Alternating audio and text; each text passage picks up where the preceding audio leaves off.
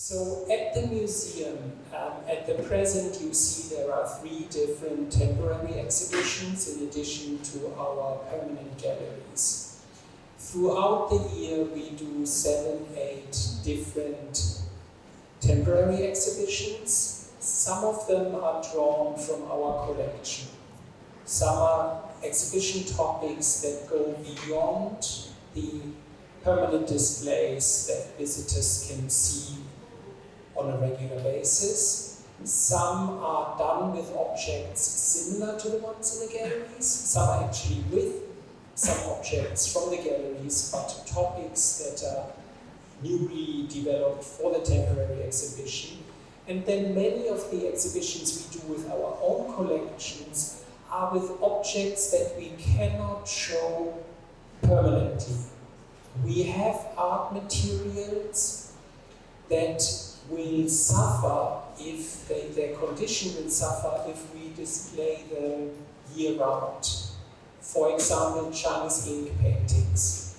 The ink will slowly fade if the paintings are exposed to light. The same is true for prints. The same is true for calligraphy. The same is true for textiles, for example. So often where we work with natural materials, organic dyes, for example, organic painting materials like ink, we know that we don't want to expose them to light for more than 3-4 months at a time. So materials artworks that contain these materials are part of our collection, but they are usually stored away, and so they only come out for these special exhibitions. We don't just do exhibitions of Chinese art, as you witnessed here right now. We try to develop a program that also introduces foreign cultures and arts. And by doing that, we can look at different cultures, time periods, but also at times at different art forms and art materials. So our goal is that we can use these exhibitions to introduce and teach with different art forms. We can do lectures, of course in the guided tours like the ones you just participated in. We can introduce some of the materials and techniques, and we can develop and teach workshops where participants can try the techniques, workshops that we often design with local artists in Hong Kong. So we rarely teach our own art or craft workshops. Rather, we give very concise instruction. We find the right artist to work with and then develop a workshop that is very close to an art form that we show in the gallery. So for example, at the moment we have a wood block printing workshop that relates to the Japanese print exhibition. So a technique, wood block printing also exists in Chinese art, but a technique that was very, very well developed in Japan in the 19th century continues to be used, as you may have seen in the prints upstairs. So when we select exhibition topics, it's a little bit about variety, and it is much about depth. So with all of our exhibitions, we want to teach something, like a different culture, a different art form. With some of them, and Josephine earlier this morning mentioned the STARTS, the Science, Technology and Arts program. With some of the exhibitions, we single out a small point of interest. For example, green glazed ceramics, Chinese green glazed ceramics. They were very, very popular in the Song dynasty, so sort of around the 10th, 11th century. Our interest was to research and describe the beginnings of that. When did glazed glazing ceramics started, and when did the green color start? So our earliest ceramics, the green is quite grayish or brownish in color. But we thought this is really interesting because we can look at the metal oxides that make the color in the glaze. And how did the green become sort of that really bright, brilliant green that what in English is called celadon ceramics represent. And so that was one exhibition where with 18-20 ceramics we described sort of a scientific development from the Han Dynasty to the Song Dynasty that was basically color related. Right? We just looked at one type of color. That said, created with different ingredients is over a very long period of time.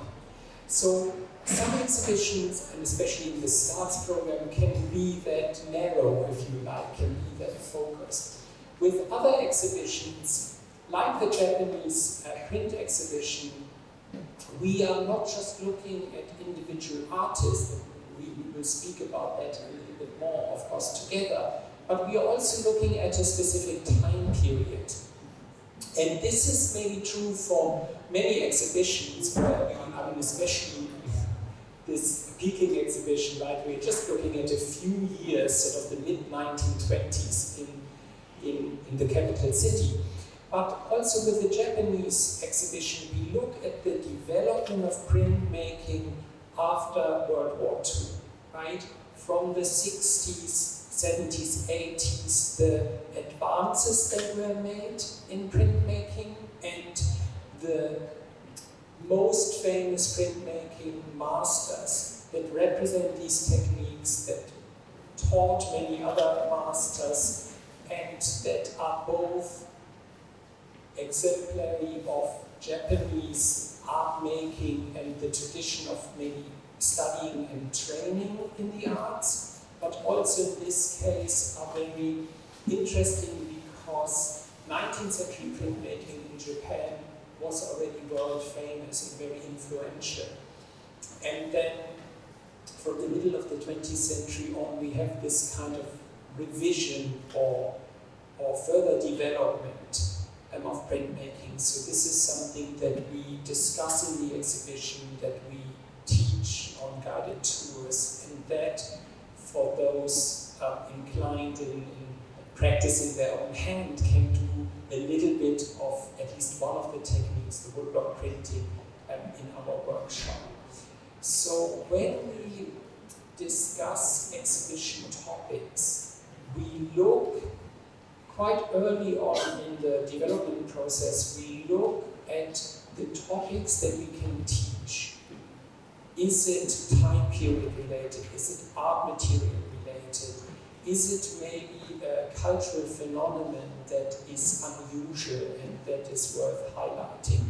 Sometimes we show topics that you don't really see in other museums, or juxtapositioning of objects that are maybe from different cultures, and we put them together to highlight parallels or differences in art. So for us, we are a small museum, we are an academic museum. We, as I said earlier, want to offer information in the galleries, in events, in educational events for free. We want to attract a lot of visitors, but we don't really rely on very high visitor numbers. Of course, the higher the number, the better we feel more popular in our exhibitions, are more liked by the people. This is great for some exhibitions, and we can predict that. If we have a famous artist name, people will come. Sometimes with the exhibition topics, like with the Japanese masters, we present incredibly talented and important artists that are very, very famous in Japan, not so famous here. So with the Japanese topic, for example, here in Hong Kong, that works wonders, right? People in Hong Kong are very interested in Japan. We travel to Japan repeatedly, we all eat Japanese food and like the culture. And so to introduce something to people that are already interested in Japanese culture, but something that they don't know, or that they may or may not have seen on a visit to Tokyo or a special exhibition somewhere, but not so much here. We can introduce a topic related or born from a culture that is already popular here, right? So we have the different opportunities. With some of the Western art exhibitions, it's a little bit different. Many of us also travel to Europe or to North America. But there we sometimes try to find topics that are relevant to a Chinese audience. There may be cultural connections or influences. Again, something that we may tease out, describe in the exhibition, or something that we highlight in a lecture, or sometimes even in workshops, and definitely, speak about in guided visits. So when we speak about the development of the exhibition, we have different origins, if you like. We have the exhibitions we do with our own objects. We don't rely so much on the outside world. We do object loans from private collectors or institutions, or sometimes work directly with artists. So all may be similar in the sense that these exhibitions are built up here by us with objects that are not in our collection. Sometimes they are combined with objects from our collections if we ask for loans that complement objects that we have already. Sometimes it could be just a topic. For example, we did an exhibition of Yuan Dynasty ceramics. We only have a handful of good pieces. We worked with a private collection here that has 100 outstanding pieces. So it was almost like it filled a gap in our collection. Right? Not a completely different topic, because we have some on view, but a wealth of different forms, different glazes, different styles that we, for this temporary period, could add to our permanent display. Right? When we work with outside people, it is always a little bit different. When we work with artists, then there can be a real difference between the artist wanting to display his own works. Artists feel very close to their own work. And the curators, like myself, who always are one or two steps removed and may have not just a more distant view, but maybe a more critical view, or a more maybe sometimes a larger view, in that we think, oh, how does this artist, what does his work mean in the larger community or in a specific context, right? So working with a contemporary artist, with a living artist, can be very interesting, can be very challenging, right? Because it's almost like we speak two slightly different languages, but we want to communicate and display the same artworks, right? So sometimes we find a middle ground. Some artists really want to work with museum staff, they trust us, they want to be seen through somebody else's eyes, they want their work to be interpreted and communicated by other people. One good example is David Clark. You may have seen his colorful prints upstairs. He doesn't want to give guided tours, he doesn't want to speak about his artwork. He wants us to do it, or he wants you to experience it for yourself. He doesn't want to tell you what you see or how to look at his art. So he is almost more distant from it once the artwork is completed, at least in communicating it, than we are. So it's quite interesting.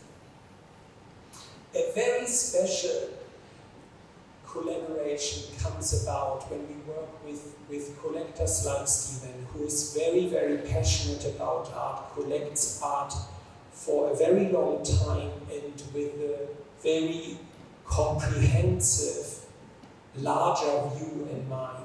This is quite rare, but it's really a particular joy because you collect a little bit like a museum, and you collect at times maybe better than a museum because you collect beyond the necessary, if I may say so.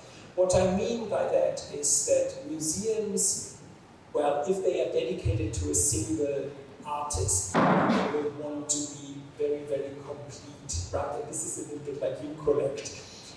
If museums are not dedicated to a specific art form or artist or workshop, like we are here, then we use the temporary exhibitions to focus, right? Our exhibition, our permanent galleries are meant to give an overview.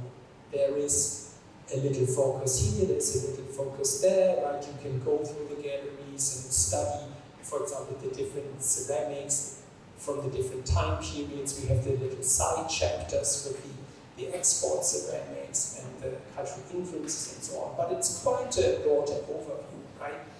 When we do exhibitions like the Japanese print exhibition, it's about depth, right? 2 masters, and this exhibition followed an exhibition we did 2.5 years ago with 1 master. The 3 actually belong together. We did Noda Tetsuya 2.5 years ago, and now the 2 masters that you see here follow. But the 2 exhibitions together really create a whole topic in that the 3 masters all knew each other, worked in parallel. We can only do that because of the depth of your collection and your interest and your knowledge, and also in some ways your connection to the artist that I think made these 2 projects very, very special. And so I want to switch gears a little bit. You heard enough from me, and want to talk to you about your collection, how you started, why you collect foreign art, and what it means to you. I know it's an illness to collect, it's like a disease, but I want to tease it out. First of all, thank you very much for inviting me, and I really envy you guys because you have this kind of opportunity. How I wish when I was your age, I have this kind of programs to teach me about collecting. Well, in relation to collecting, I really started very, very young, but not on arts. I started collecting whatever is there, like stamps. Have you heard of stamps? Right? Yapu. So stamps is one thing, and I always attribute that to my learning of the geography of the world through stamps. Because I'm a good student, I'm a different kind of student. I like collecting stamps and then relating it to the different countries on the big map and then studying it. So collecting for me is a way of mitigating my knowledge in school. So in school, they will not teach you how to collect stamps. They will not tell you that Poland used to be called Polska, whatever, all the different languages. So that's how I started. But then, along the way, in university, I studied Philippine arts. I grew up in the Philippines. I was born and I grew up in the Philippines.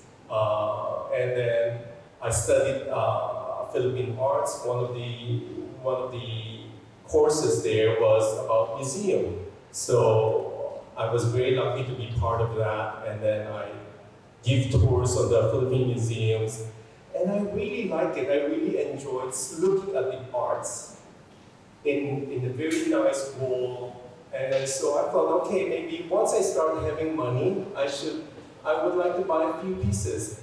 And then after a while, it sort of kind of slowly evolved itself, because once you have something and you feel like you're more connected to something, and And then you start buying, and then you start acquiring. And then once you have acquired, you're also thinking like, okay, what am I going to do with all this, right? What am I going to do with all this?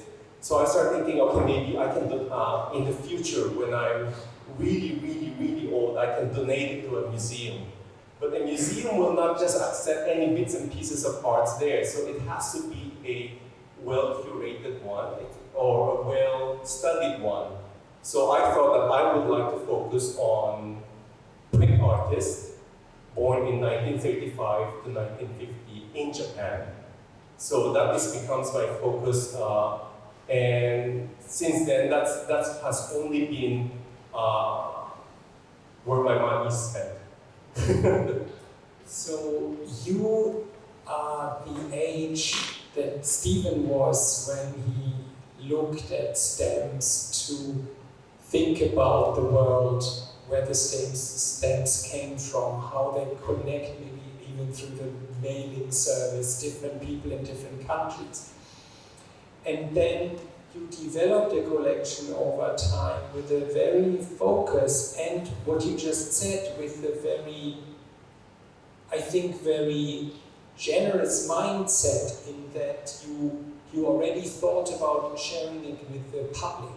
So this is very unique, right? There are a lot of people who collect a lot of things, but they don't necessarily think like a public institution, in that there has to be like a bigger purpose for everything, right? And that is this education or sharing kind of element. I think the sharing is life is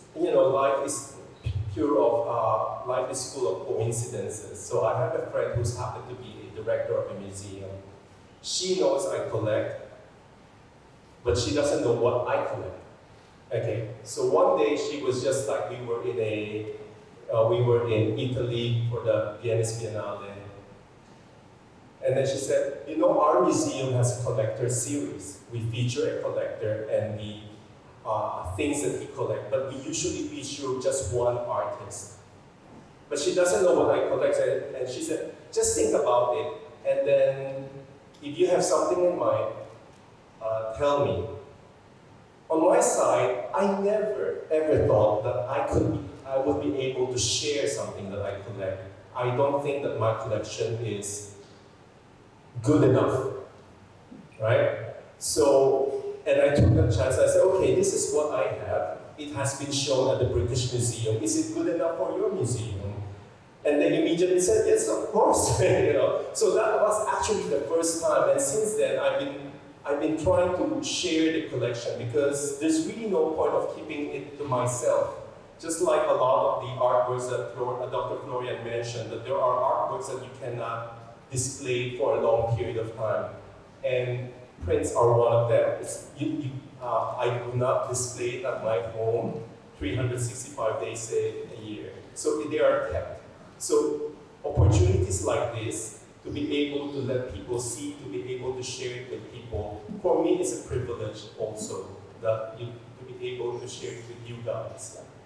Yeah, and I think that makes you the more special, that you're also here to share with us yet again. So I thank you for that. But also, that brings me to another point, and that is the connections you develop with some of the artists that you collect. That is also very special, and I think in this case it is maybe more important or more difficult, even because they are old Japanese masters who don't speak English or Chinese or anything but Japanese. And so you really went all out to connect, and you've become dear friends, if not, I'd say almost like a family member to some of them. I think the one thing that I always believe that everyone can do is that just to try, right? So when the first show happened in the Philippines, when I lent my collection to the Ayala Museum in the Philippines, I have not met the artist nor the Tetsuya. So with modern technology, Facebook, I tried to research him, and I found that he doesn't have a Facebook account, but his wife has one. So all I can do is to try, right? I can try. Maybe the person doesn't want to talk to me, or maybe she's not a nice person, but all I can do is try. So that's what I did. I tried, and I ended up becoming very, very good friends with the wife of Noda Tetsuya. Her English is very good because she's Israeli. So, and then on top of that, Noda Tetsuya's English is very good also. So it became, I was very worried that when they flew to the Philippines to attend the opening of the exhibition, I was thinking like, oh my God, I have so much work of this person. What if this person is not nice? What if this person is a horrible human being? But when they arrived, they are very, very lovely people, and it made my act of collecting their work even more precious to me. Yeah, so that is very important. I think a lot of the things, sometimes when you feel that you're shy, oh, should I contact this person? Should I contact that person? All I can do is try. Just try. If that person doesn't want to talk to you, then what can I do, right? So all we have to do is just try. And I think in your case, in looking at your collection, it also informed your collection. So not just that Noda Tetsuya happens to be very nice, but you also have the opportunity to speak to him about his work, to discuss different prints, different occasions on which he did them, or different periods of his life, right? I think the one idea that I would like to communicate is that I never started like coming into collecting 1934, artists born in 1935 to 1950. Before I even arrived there, there's a long journey to that. Like I used to support young artists in the Philippines on their first exhibition. That was my philosophy. Okay, any artist who's doing their first exhibition, I'm going to attend, and if I like, I'm going to support that artist because first show for young artists are very important. But then again, a lot of these things slowly changed, and then after Noda Tetsuya, and then I tried to do more research. And the more I researched, the more I got into the whole period and the whole style or the whole technique of printmaking, because printmaking itself is extremely rich in terms of techniques. So what some of you might have already seen, and some of you would see, is that we have two very different techniques shown there. And even though there are two different techniques, there are still a lot of small sub-techniques in their works. Akira Kurosaki, or Kurosaki Akira, his is woodblock. So apart from woodblock, there's also, I believe, some mokulito, which is wood lithography in between, and there are also silkscreen. And with Tadayoshi Nakabayashi, it's etching. Do you guys know what's the difference between these two? Okay. Can I share? Passionately. When you go to government office or when you travel, they stamp, right? They look at your passport and they stamp. That is what we call the relief, because what they're putting on is the one that is protruding out, that makes contact with the ink, is transferred to your passport. Okay, that is what we call the relief printmaking. And that is what wood block. So there's a block of wood, the artist carved out, that is not going to register on the paper. And so what's only protruding is the one that gets transferred to the paper. The etching is the actual opposite. What gets transferred to the paper is actually the one that goes down. So they will rub all the metal with the grooves, and then they will put ink on top of it, and then they will rub the ink off. So what is left in the plate is the ink inside those little holes. and then they would put a piece of paper with maybe a little bit wet, and then they put it through a roller. So because of the pressing, the ink from the little group get pushed up, get contact with the paper, and that's where you see the print itself. So it's the opposite of relief. And the third type is silkscreen, or what they call the stencil, rather. The general term is stencil. It's basically there's a screen or there's a medium that with holes, and they push the color through the hole to transfer to the other side, which is the paper, or could be your T-shirt. A lot of the T-shirts are printed using silk screen. So that is what we call the stencil. So there's so much knowledge on here, and there's a lot of it, whether it's metal, it's plastic, and whether it's oil-based, it's water-based, and so many things. So it's a very interesting thing for me. And oh, by the way, because my family, the business of my family are also printing. So that adds on to my knowledge, and all to build up on my knowledge of what my family does for business. Yeah, and it's interesting because you're basically collecting what we at the museum with the different categories of art would describe as one medium, right? Print is one art form, but then as you just learned from Stephen, it actually can include many different techniques, and there are other additional techniques. So it is quite a rich art form.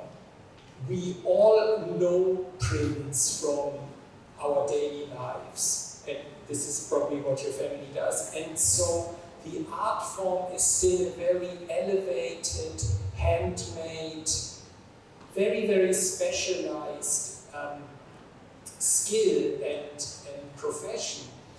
And so when you discuss the topics with the artist, right, you are always also quite curious about their individual workshop techniques, the way they, in the case with the three artists that we described, kind of developed from a traditional training to a more advanced, contemporary way of mixing techniques and developing further techniques. Can you tell us a little bit more about some of the discussions you definitely had with you, Nola, but maybe also with some of the others about their day-to-day procedure and art making?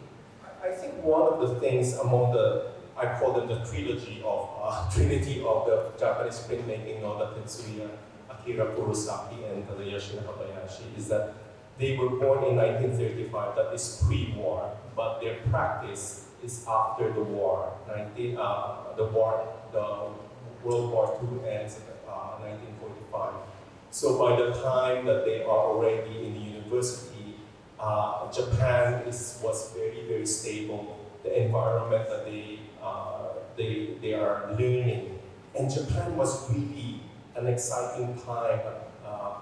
In an exciting time wherein they really try to explore and experiment putting things together. Unlike the pre-war, woodblock or just woodblock, etching or just etching.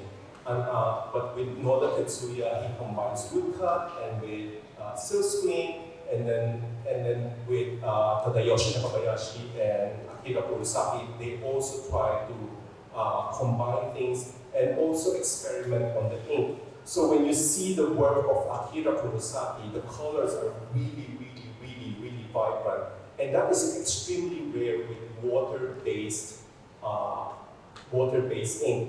So you guys, if you work with watercolor, it tends to be very, very thin, but the color of Akira Kurosaki are very, very thick and very, very vibrant. So there's a lot of experimentation which was very much in line with the spirit of that time, that Japan is trying to gain economic power and doing a lot of experimentation. And as to your question as to the one thing I discovered, that they all start with the most basic, learning how to draw. and learning oil painting. And then they took their own separate path to finally understand that, okay, I'm not going to do oil painting, I want to do printing.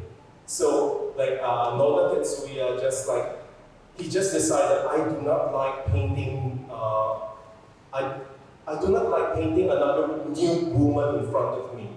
It doesn't talk to me, so he starts doing he starts recording his daily life, his diary, into his artwork. And the same thing with Akira Kurosaki.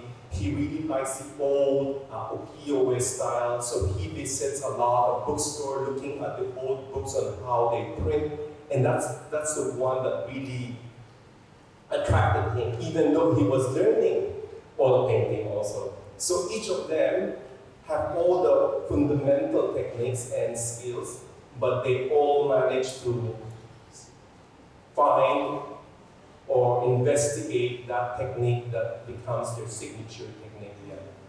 Yeah, and beyond the technique, you also referred already to some of the subject matter, right? That these three print masters that are the same age, trained and worked in a similar way, yet slightly different techniques, had completely different topics they worked on, right? So their artwork looks so very different, not just because of the techniques, but also because of the subject matter.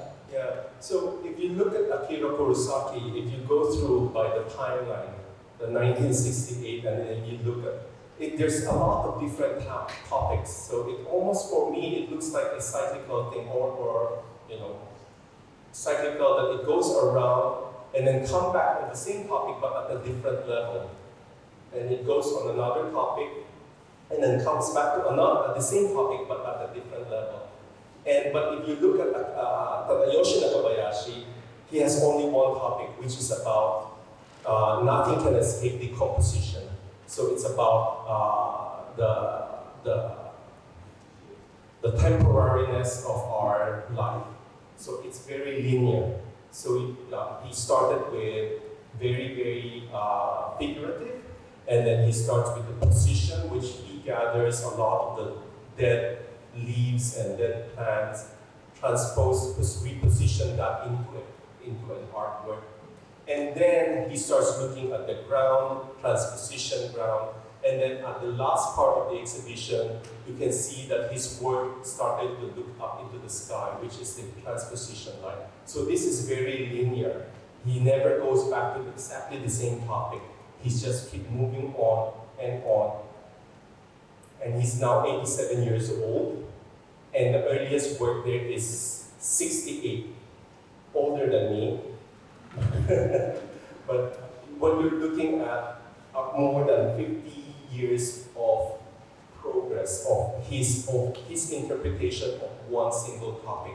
Unlike Akira Kurosaki, it's just like, right now let's do New York, and then the next one, let's do 8 views of Omi. Omi is a place in Japan. And the next one, let's do some adult part, it's adult things. And then, so every time it's very different, but so different artists have their different ways, yeah? It's more like a journey for him, I think. Whereas I think Nakabayashi is also quite an outstanding artist because he engaged very early on with the environment, with environmental change, and with topics that concern society. So sometimes it is really fun to see an art exhibition, to see artists engaging with the topics that concern all of us today, right? So they are very in focus, very in tune with some of the contemporary discussions. Maybe they want to have a word in, or they want to display their own concerns about the environment, for example. So these are some topics that are also worth displaying and worth discussing. And so where in museums you see a lot of historic art, and of course historic art may have done the same for historic time periods, but with artists like him, it's astonishing in some ways that, I should say maybe unfortunately, the topic is still quite It's relevant. really quite relevant. And so he's one of the artists who for 50 years has looked at something that is of great concern to human. The impact of humans to the environment. Yeah. Maybe we open it up. Do you have questions for Stephen? Do you have questions about the exhibition or exhibitions in general? Do you want to share a thought that came to you visiting one of the exhibitions here or any exhibitions? What is maybe the underlying reason for joining us? I mean, you're embarking on this long journey with us at the museum to explore more together. Do you have questions or thoughts you want to share with us? We just have a very few minutes. I understand half of you guys saw the Akira Kurosaki and Tadayoshi Nakabayashi works. Which half of you guys have seen that part?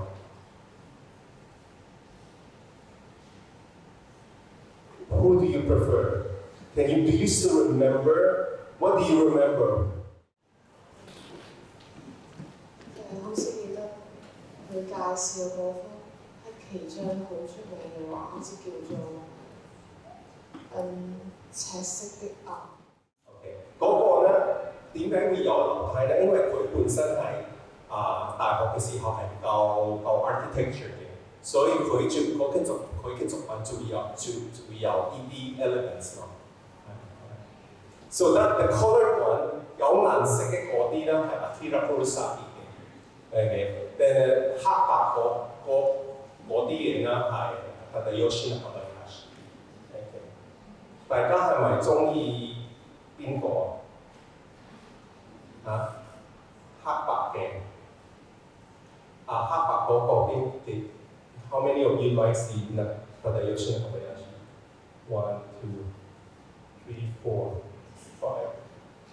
Akira Kurosaki 咧？哦 ，equal 50-50 喎。Last week 我有同兩個小朋友俾兩個小朋友介紹呢個 work 咧，兩個都係中意有顏色。Does any one of you who likes the black and white works by Nakabayashi? Does any one of you want to say something? 我就比較在意嗰個咩啊？好多畫咧，佢嗰個作畫方式就好似啱啱我見到一幅畫都係黑白㗎嘛，係個畫嘅方式，因為版畫佢好多都係以嗰種睇落係比較啲線條比較清晰啊、流暢嗰啲啊嘛。咁我見到一幅係好多線啊，白色嘅線係咁樣交雜咁樣喺度畫出嚟，但係平時嗰啲畫可以諗到白色嗰時係點樣畫嘛，但係佢係透過版畫嘅方式，我想問佢點樣畫出嚟？你嘅意思係應該係Tadayoshi Nakabayashi佢嘅作品係咪啊？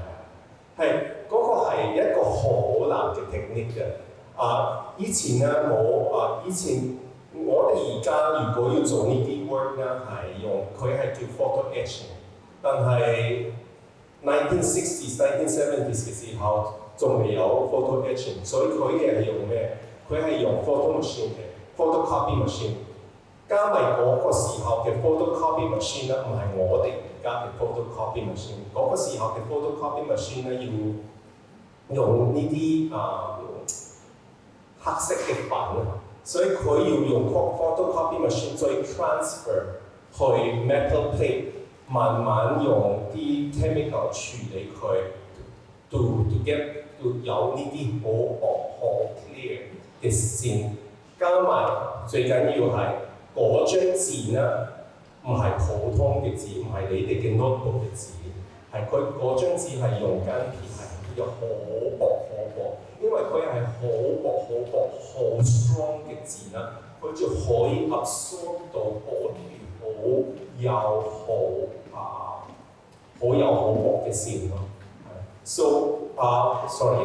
when it comes to 呢啲 artist 咧，唔係只係畫佢嘅字、佢嘅 ink、佢嘅 way of transferring 咧，佢哋就要研究好多咯。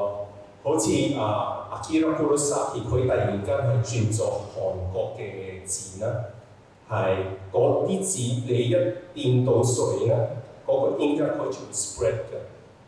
但係 for him that is a technique, just let the ink spread and that for him is beauty. But some of the artists will not, OK 一掂到嗰個 ink 一 touch 到嗰張字咧，唔可以 spread 咯。係 ，so 佢對呢啲嘅 materials 嘅研究係好多咯。你好啊，我想問下，即係出嘅呢個作畫方法，我想問下係，即係一個策展人啊，去搞一個展啦。咁我呢啲畫係即係我要揾一啲可能收藏家，或者要去揾一啲我想要嘅符合嘅畫啦。咁我比較想知係點樣喺即係大海茫茫之中去揾到咯，即係而係由嗰個收藏家自己去揾展覽啊，定係我去揾一啲收藏家有咁啱有我想要嘅畫。Sometimes it's serendipity, right? So sometimes we think of a topic and we look for, through our own collection, how to put it together, or we search for somebody to work with. I just did this for a future exhibition. I knew one of the collections I wanted to work with and then found sort of a counterpart to bring in. Sometimes it's also through conversation, right? I mean, the exhibition you see here today is a follow-up exhibition of the first one we did, but the first one was we never discussed displaying all three of them. Yeah. So, is that chance? I don't know, but we kept on talking about the topic and how, and of course, I guess we like to work together. So, we thought it would be really interesting to complete the picture for this, narrow subject, if you like, for this time period, the traditionally trained yet innovative printmasters in Japan, and then decided to do a second one. Now, I thought your question would go a slightly different way.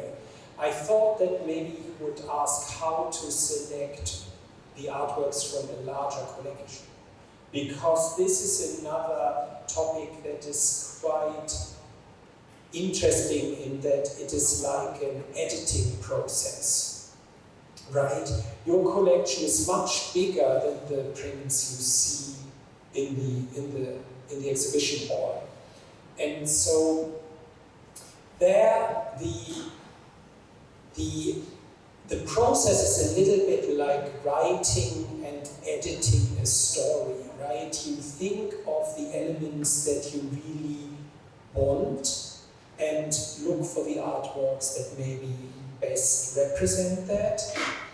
It's always tempting to show more than less. And so, especially and this is, for example, where it's quite hard to work with an artist. Artists want to show everything they've ever done. And curators really don't. So it is the editing process to bring out the best and to straighten the narrative, if you like, to create a storyline that is rich, but where you don't get lost into sort of unnecessary footnotes, right? So that we can add that if we have a special tour, if we give a tour together to a specialist group, or it's a lecture, we can go deeper, we can connect the three, right? You don't even see Nola, we bring them in for the last 45 minutes, we speak also about somebody who's not on you, right? So in conversation with special events, we can do that. But for us, it's very important that each exhibition can be clearly understood by more or less informed visitors. Right? Ideally interesting enough for specialist visitors, but more importantly, easy to understand, worth visiting for people who come in with very little knowledge or no knowledge. So if the selection of topics, first of all, to go back to your original question, the the collections we work with, or thereby the provision of artworks, whether they are our own or yours, and then the edited storyline, everything has to be clear enough for basically for everybody to understand and to get something out of it. And when we teach museum studies to students at Hong Kong U, right, we practice that as well. We have students write texts where they display their thought process. We have them give presentations where they limit themselves to a small selection to make it very clear why they can do a project with 3 or 5 objects, right? So that it is this kind of revision or editing process where you can bring something down by focusing, right? I mean, we want to display a wealth, but also be precise. I think from my point of view, at least, from a curator's point of view, it's like telling a story, and whether you want it a mini-series of 9 episodes, or a movie, or just like a Wicked movie, part 1, part 2, it's a question of length. And in the case of the last time, Noda Tetsuya, out of 280 words, the museum cut it down to 78 for the book, and then displayed 38 in the museum. So each medium has its own content, because if you're standing and looking at the artwork, you are relating with the space. So it's 38 words that says this, that talks about, that gives the story concisely while you're standing up. But if you're sitting down and then you have a book, and then you can spend a lot of time, you can close the book and then you can give a bigger story, which the museum did with 78 or 79 words in the book. Right? So the work of the museum is to have this big collection and try to cut it down to a compelling story that they can communicate. Yeah, exactly. And I was just thinking about the exhibition here around us, the Beijing photographs. So the artist published 200. In the gallery you see 42. So it was the same process. It's a fifth of the photographs that we know about. The story in the gallery is exactly the same as in the book. But not all the images are there. No context is lost, no story is shortened. We show the same chapters, if you like, but they are a little bit more concise. And so you can see everything in one gallery. You don't need 5 galleries, because by the second gallery you would be bored of old Beijing, so that we bring it together, that's enjoyable, and the storyline is intact.